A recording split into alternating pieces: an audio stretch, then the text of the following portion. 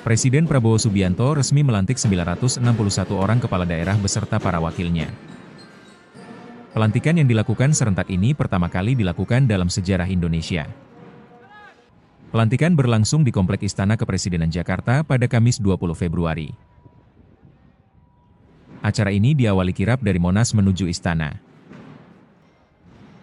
Usai menyanyikan lagu Indonesia Raya, pelantikan dilanjutkan dengan pembacaan kepres terkait pelantikan para gubernur wakil gubernur serta pembacaan keputusan Menteri Dalam Negeri terkait pengesahan Bupati Wakil Bupati dan Wali Kota Wakil Wali Kota. Presiden Prabowo kemudian memimpin pengambilan sumpah jabatan para kepala daerah. Ada 6 perwakilan kepala daerah yang maju untuk menandatangani berita acara pelantikan sebagai simbolis. Seusai pembacaan sumpah jabatan, ke-6 perwakilan kepala daerah itu kemudian menandatangani berita acara. 961 kepala daerah yang dilantik, terdiri dari 33 gubernur dan 33 wakil gubernur, 363 bupati, 362 wakil bupati dan 85 wali kota, dan 85 wakil wali kota.